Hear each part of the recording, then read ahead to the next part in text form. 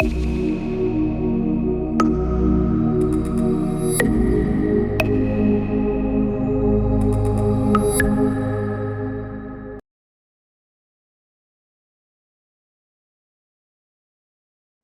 Students. तो आज के वीडियो में हम बात करने वाला है रिमोट सेंसिंग के एडवांटेजेस के बारे में। देखिए, हमने सारी की सारी बातें कर ली है रिमोट सेंसिंग से रिलेटेड कि सोर्सेस क्या होंगे, सोर्सेस के बाद टारगेट क्या होगा, हमारा एटमॉस्फेयर क्या करने वाला है, फिर टारगेट से जब एनर्जी जा रही है तो सेंसर्स क्या काम करेंगे। एवरीथिंग हम देख चुके हैं, ठीक है। हमने सारी चीजें देख ली। इसके साथ साथ हमने क्या देख लिया, रिमोट सेंसिंग की डिफरेंट एप्लीकेशंस भी देख लिए। अब हम देखने वाले हैं कि रिमोट सेंसिंग के क्या क्या एडवांटेजेस हैं, क्यों हमको रिमोट सेंसिंग करनी चाहिए, ठीक। तो एडवांटेजेस मैं आपको टोटल फिर से 10 एडवांटेजेस बताऊंगी। आपको सारे के सारे लिखते जाने, नोट डाउन करते जाने और साथ साथ में मेरे याद भी करते जाना, ठीक। तो हम देखते हैं हमारा सबसे पहला एडवांटेज क्या है, लार्ज स्केल कवरेज, ठीक है। पहला एडवांटेज है रिमोट सेंसिंग का लार्ज स्केल कवरेज। इससे लार्ज स्केल कवरेज से आपको क्या समझ में आ रहा है कि हम जो रिमोट सेंसिंग करेंगे वो हम क्या करने वाले हैं, बहुत बड़े एरिया को कवर करने वाले हैं, ठीक है। ये एरिया बहुत बड़ा रहेगा, मतलब बहुत लार्ज स्केल पे रहेगा। साथ साथ में ये एरिया कैसा होने वाला, इनएक्सेसिबल एरिया भी इसमें शामिल होगा, ठीक है। इनएक्सेसिबल एरिया मतलब कि ऐसा एरिया जहां पे मैं फिजिकली नहीं पहुंच सकती थी, बट मैं क्या कर सकती हूँ, वहां पे कैमरे सेंसर्स के थ्रू वहां पे मैं इमेजेस वहां की पता करवा सकती हूँ, ठीक है।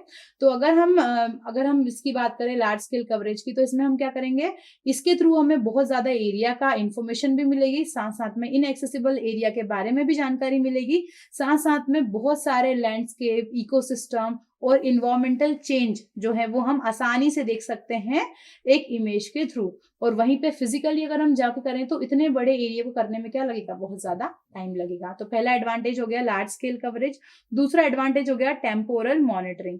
टेम्पोरल, टेम्पोरल का मीनिंग क्या होता है, टाइम से रिलेटेड, ठीक है। तो अगर मैं क्या करूंगी, कभी भी किसी भी ऑब्जेक्ट की कंटिन्यूअसली मॉनिटरिंग कर रही हूँ या फिर कंटिन्यूअसली ऑब्जर्वेशन कर रही हूँ, उसको मैं बोलूंगी टेम्पोरल मॉनिटरिंग, ठीक है। तो हमको रिमोट सेंसिंग की हेल्प से कंटिन्यूअसली मॉनिटरिंग करने में हेल्प होती है। जैसे मैं फिजिकली जाके अगर कुछ सर्वेइंग कर रही हूँ, तो जब मैं सर्वे करूंगी तो मैं क्या करूंगी, सिर्फ एक बार ही सर्वे कर सकती हूँ। ऐसा नहीं है कि मैं अभी जाके सर्वे करूँ फिर मैं 15 दिन बाद वापस जाके सर्वे करूँ। क्या होगा, बहुत ज्यादा लेंथी प्रोसेस हो जाएगी। फिर मैं अगर सर्वे करती रहूंगी तो मैं डेटा कब प्रिपेयर करूंगी उसका, है ना। तो हम क्या करेंगे, सर्वे जब करते हैं हम फिजिकली जाके तो सिर्फ एक बार करते हैं, बट वहीं पे हम जब टेम्पोरल मॉनिटरिंग की बात करें तो हम क्या कर सकते हैं, एक ही डेटा को एक सैटेलाइट के थ्रू, क्योंकि सैटेलाइट क्या है, ऑर्बिट पे कंटिन्यूअसली घूम रही है। जब वो कंटिन्यूअसली घूमेगी तो होगा क्या, कंटिन्यूअसली घूमने के कारण वो जो आपकी जो ऑब्जेक्ट है उसकी वो इमेज कंटिन्यूअसली लेगी। मान लीजिए उसका घूमने का पीरियड 5 दिन है, 6 दिन है, मतलब वो हर 6 6 दिन में क्या करेगी, एक सेम ऑब्जेक्ट की इमेज लेगी। इससे होगा क्या, इससे हमको बहुत सारे चेंजेस देखने को मिल जाएंगे। जैसे मान लीजिए कि आपका ये एरिया आज का एरिया है, 2024 का एरिया है। अब आप जब इसको 2025 में देखेंगे, 2026 में देखेंगे, तो आपको क्या मिलेगा, एरिया में चेंजेस मिलेंगे। ऐसे आपने बहुत सारी पिक्चर्स भी देखी होंगी, जैसे दुबई की पिक्चर है, आपने देखा होगा कि इन 1995 एक इमेज दिखाई है जहां पे कुछ भी नहीं है, और वहीं पे इन 2020 एक इमेज दिखाई है जिसमें वो पूरा फुल्ली डेवलप्ड हो गया है, ठीक है। तो ये टेम्पोरल मॉनिटरिंग का ही पार्ट है। तो टेम्पोरल मॉनिटरिंग में हम क्या करते हैं, एक ही बॉडी को क्या करेंगे, बार बार उसी की इमेजेस लेंगे। इससे हम क्या कर सकते हैं, किसी भी चीज की लॉन्ग टर्म स्टडीज कर सकते हैं। थर्ड हम बात करें तो थर्ड क्या है इसका एडवांटेज, मल्टी सेंसर कैपेबिलिटीज, ठीक है।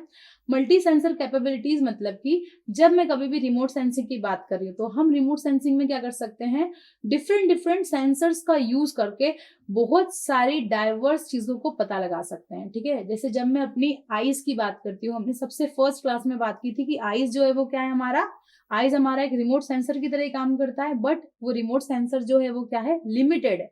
वहीं पे अगर मैं बात करूं हमारे सेंसर्स की, तो वो क्या होते हैं, मल्टी स्पेक्ट्रल सेंसर्स होते हैं। और इसमें हम ऐसे स्पेक्ट्रम बैंड्स का भी यूज करते हैं जो कि हमारी आंखों से हमें दिखाई नहीं देता, जैसे कि थर्मल सेंसर्स हैं या रेडार है या ऑप्टिकल सेंसर्स हैं। तो ये हमें क्या प्रोवाइड करते हैं, ये हमको अर्थ के ऐसे फीचर्स की इंफॉर्मेशन प्रोवाइड करते हैं जो कि हमें एक्चुअल हमारी आंखों से, मतलब जो हमारा विजिबल स्पेक्ट्रम है उससे दिखाई नहीं देती। जैसे हमने बात की थी इसकी प्लांट के लीव्स की, प्लांट के लीव्स ट्यूब्स क्या होते हैं, जो इंफ्रारेड वेव्स हैं, ठीक है, इंफ्रारेड वेव्स उनको बहुत ज्यादा एमिट करते हैं। तो अगर आपको पता करना है, अगर दो चीजें ग्रीन ग्रीन दिख रही हैं और आपको पता करना है इसमें से प्लांट्स कौन से हैं, तो जिसमें से थर्मल रेडिएशन ज्यादा निकलेंगी वो क्या होंगे, वो होंगे हमारे प्लांट्स, ठीक है। तो मल्टी मल्टी सेंसर्स की हेल्प से हम क्या कर सकते हैं, डिफरेंट डिफरेंट फीचर्स को आसानी से पता कर सकते हैं।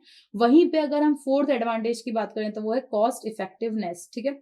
अब देखिए, रिमोट सेंसिंग में हम क्या कर रहे हैं, बहुत बड़ा एरिया कवर कर रहे हैं, ठीक है, बहुत बड़ा एरिया कवर कर रहे हैं, और क्या कर रहे हैं, बहुत बड़े एरिया का डेटा कलेक्शन कर रहे हैं। अगर इतने बड़े डेटा को अगर हम फिजिकली जाके क्या करें, सर्वेइंग करें, तो ये क्या होगा, बहुत ज्यादा टाइम कंज्यूमिंग होगा। वहीं पे क्या होगा, इसकी कॉस्ट बहुत हाई निकल के आएगी, ठीक है। वहीं पे जो अगर हम सैटेलाइट या एरियल इमेजेस का यूज करें, तो वो जो लार्ज एरिया है वो बहुत जल्दी, टाइम भी कम लगेगा उसमें, साथ साथ में एफिशिएंसी भी ज्यादा निकल के आएगी, और साथ साथ में कैसा होगा, बहुत ज्यादा कॉस्ट इफेक्टिव भी होगा, ठीक है। अब हम फिफ्थ पॉइंट या फिफ्थ एडवांटेज की बात करते हैं, जो कि क्या है, रैपिड रिस्पॉन्स टू डिजास्टर्स, ठीक है। अगर मान लीजिए आप अपने घर पे बैठे हैं और कहीं पे अर्थक्वेक आ गया है, तो अब क्या वहां पे कोई गवर्नमेंट ऑफिशियल्स की टीम पहुंचेगी क्या अर्थक्वेक देखने के लिए, पता चले वहां पे वो उन लोगों को और वो लोग और डूब गए, हाँ, तो ऐसे नहीं करना होता है, ठीक है। हम वहां जाके चेक नहीं करते कि वहां पे कितना फ्लड आया हुआ है, या फिर वहां पे कितना बड़ा अर्थक्वेक आया हुआ है, ठीक है। हमको लेकिन सारी इन्फॉर्मेशन हमको गवर्नमेंट ऑफिशियल्स दे देते हैं, हमें न्यूज पे पता चल जाता है कि वहां पे मतलब क्या, कितना पॉइंट का अर्थक्वेक आया था, ठीक है। तो ये हमको जानकारी कैसे मिली अर्थक्वेक के बारे में, या फिर वाइल्ड फायर के बारे में, या जो भी नेचुरल डिजास्टर्स होते हैं उनके बारे में हमें इन्फॉर्मेशन कैसे मिली, with the help of satellite. जो सैटेलाइट इमेजेस होती है वो हमको क्या करती है, बता देती है कि हाँ, जैसे अगर कभी मान लीजिए कोई वाइल्ड फायर हुआ है, ठीक है, बहुत बड़े जंगल में आग लगी है, तो आपको वो इमेज के थ्रू, सैटेलाइट की इमेज के थ्रू पता चल जाएगा। ऐसा एक केस हुआ था ऑस्ट्रेलिया में, जब बहुत ज्यादा वाइल्ड फायर हुआ था, बहुत बड़ा। तो मतलब ये सब चीजें जो रहती है हमको रियल टाइम में पता चल जाती है with the help of remote sensing, ठीक है।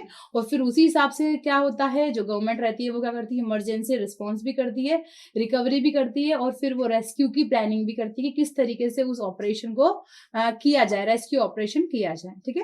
अब हम 6 नंबर देखते हैं। 6 number, non intrusive data collection. Non intrusive data collection मतलब कि हम रिमोट सेंसिंग की हेल्प से क्या करेंगे, बिना कुछ डिस्टर्ब किए, मतलब बिना किसी भी चीज को डिस्टर्ब किए हम वहां का डेटा कलेक्ट कर सकते हैं, ठीक है। नॉन इंट्रूसिव मतलब कि बिना किसी चीज को डिस्टर्ब किए हुए। तो अगर हम रिमोट सेंसिंग की बात करें, तो जब हम रिमोट सेंसिंग का डेटा कलेक्ट करते हैं, तो हम क्या कर रहे हैं, क्या हम वहां डायरेक्ट कॉन्टेक्ट में जा रहे हैं, नहीं, हम क्या कर रहे हैं, हम उस एरिया से बहुत दूर है, ठीक है।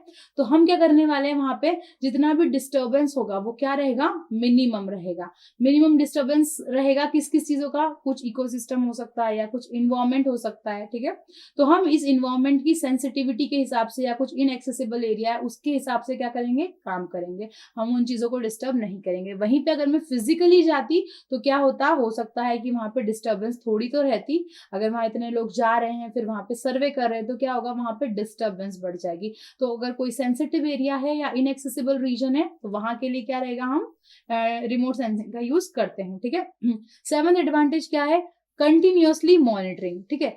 कंटिन्यूअसली मॉनिटरिंग जो है वो क्या है, कुछ कुछ चीजों के लिए बहुत ज्यादा जरूरी है, ठीक है। जैसे कि मान लीजिए आपका वेदर है, या फिर हम बात कर सकते हैं किसकी वेदर की है, या फिर कोई क्रॉप्स है उसकी कंटिन्यूअसली हमें मॉनिटरिंग करनी है, या फिर कोई इसके अलावा कोई क्लाइमेट की मॉनिटरिंग करनी है कि क्लाइमेट में किस किस तरीकों से चेंज आ रहा है, ठीक है। या फिर हमें कोई इन्वायरमेंट सर्विलियंस करना है, ठीक है, कुछ इन्वायरमेंट का कुछ पैरामीटर है जो हमें कंटिन्यूअसली जिसपे नजर रखनी है, तो हम क्या करेंगे, इन सब चीजों का जिसकी हमें कंटिन्यूअसली मॉनिटरिंग चाहिए, उसके लिए भी हम किसका यूज करने वाले हैं, रिमोट सेंसिंग का यूज करने वाले हैं। इसके अलावा 8th एडवांटेज है ऑटोमेशन एंड एफिशिएंसी। देखिए, अब क्या है, जैसे आप अगर फिजिकली सर्वे करते हैं तो आप क्या करेंगे, आपको थोड़े टाइम बाद आपको फिर देखना पड़ेगा कि अच्छा आप जाना चाहिए क्या या नहीं जाना चाहिए, इतना टाइम हो गया है सर्वे करे हुए, तो चलो एक बार जाके देख लेते हैं। वहीं पे अगर हम बात करें रिमोट सेंसिंग की, तो रिमोट सेंसिंग में क्या रहते हैं, सारी चीजें ऑटोमेटिक रहती हैं, ठीक है। तो रिमोट सेंसिंग का जो डेटा है वो अपने आप क्या हो जाता है, सारा प्रोसेस्ड हो जाता है, एनालाइज हो जाता है, और साथ में क्या होगा, वापस से ये प्रोसेस चालू हो जाएगी। ठीक है, तो ये ऑटोमेशन के प्रोसेस से क्या होगा, हमें सारी जितनी भी हमें जो चीजें चाहिए थी, जो मैनुअल इंटरप्रिटेशन करना था, वो क्या हो जाएगा, मिनिमाइज हो जाएगा और हमको क्या मिल जाएगी, सारी जो इन्फॉर्मेशन रहेगी वो ऑटोमेटिक टेक्निक से मिल जाएगी। इस ऑटोमेटिक टेक्निक से हमें क्या फायदा मिलेगा, जो भी हमें इन्फॉर्मेशन चाहिए थी वो हमें क्या मिल जाएगी, जल्दी से मिल जाएगी। जैसे कि जो इनहेंसमेंट है, फिल्टरिंग है, वो जो मॉनिटर है वो क्या करेगा, कंटिन्यूअसली कर देगा।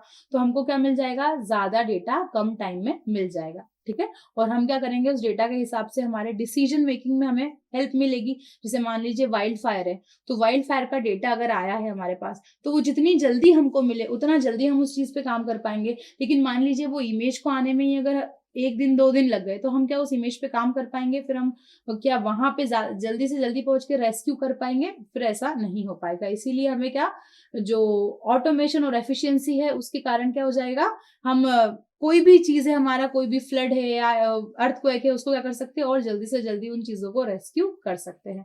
9th एडवांटेज है ग्लोबल एक्सेसिबिलिटी। ठीक है, ग्लोबल एक्सेसिबिलिटी मतलब कि हमारा जो कवरेज रहेगा, जब हम सैटेलाइट की बात करते हैं, सैटेलाइट बेस्ड रिमोट सेंसिंग जब हम करते हैं, तो हमको एक ग्लोबल कवरेज मिलता है। ठीक है, ग्लोबल कवरेज मैंने बताया था आपको कि हमारी जो इंडियन सैटेलाइट्स है वो कौन कौन से एरिया कवर करती है, तो वो मल्टीपल कंट्रीज को क्या करती है, कवर करती है। ठीक है, तो इस मल्टीपल कंट्रीज को कवर करने के साथ हमको क्या हेल्प मिलेगी, हमको बहुत सारी ऐसी चीजें हैं, अगर हमें कोई चैलेंज फेस करना पड़ रहा है या कुछ दूसरी चीजें हो रही है, जैसे कि जब एक बार न्यूज आई थी कि चाइना ने इंडिया के इतनी बॉर्डर को क्या करा है, कवर कर लिया या फिर एक कब्जा कर रहा है। ठीक है, तो ये जो चाइना इंडिया के एरिया पे कब्जा करने की कोशिश कर रहा था, वो कैसे पता चला, वो हमको पता चला किससे, हमारी सैटेलाइट के इमेज के थ्रू, कि वो कहाँ पर है और अभी उन्होंने कहाँ तक आगे बढ़ गए हैं और फिर कहाँ तक कब्जा कर लिया है।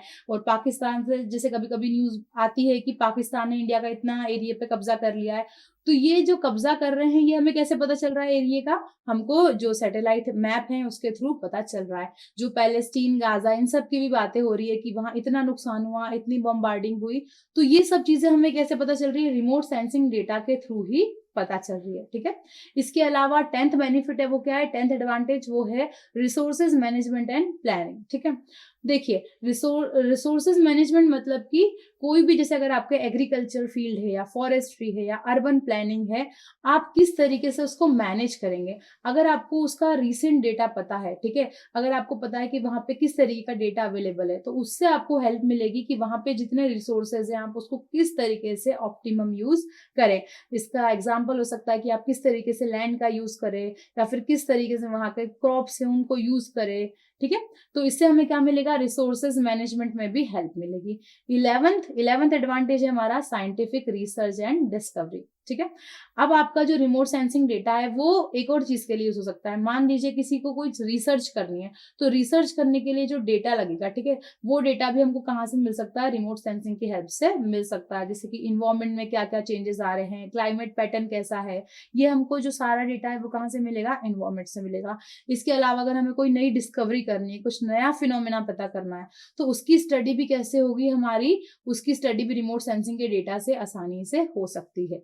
उसके अलावा 12th एडवांटेज की बात करते हैं, एजुकेशनल एंड आउटरीच अपॉर्चुनिटीज। ठीक है, एजुकेशनल एंड आउटरीच अपॉर्चुनिटीज में हम क्या देखेंगे कि ये जो हमारा जो इमेजेस हमें मिल रही है, ठीक है, वो इमेज साइंटिस्ट के लिए जितनी जरूरी है उतनी ही जरूरी किसके लिए, स्टूडेंट्स के लिए भी है। ठीक है, तो ये जो रिमोट सेंसिंग का डेटा मिलेगा, वो रिमोट सेंसिंग का डाटा एक नॉर्मल, जब जैसे कि हमें क्या मिल रहा है, हमें एक मैप मिल रहा है इंडिया का, तो वो मैप किसके फॉर्म में मिल रहा है हमें, मतलब रिमोट सेंसिंग के थ्रू मिल रहा है। ठीक है, तो पब्लिक को एक्सप्लोर करने के लिए डिफरेंट डिफरेंट जो इमेजेस मिल रही हैं वो भी कहाँ से मिल रही है हमें, रिमोट सेंसिंग की हेल्प से ही मिल रही है। जैसे कि कोई जियोग्राफिकल फीचर्स हैं जो हम देखते हैं ना, पॉलिटिकल मैप है, जियोग्राफिकल मैप है, तो ये मैप्स हमें कैसे मिले, ये मैप हमें रिमोट सेंसिंग की हेल्प से ही मिले हैं। तो हमने देख लिए हैं 12 different different advantages of remote sensing. अब आगे हम नेक्स्ट वीडियो में बात करने वाले हैं कि इस रिमोट सेंसिंग की क्या क्या लिमिटेशंस है। Thank you.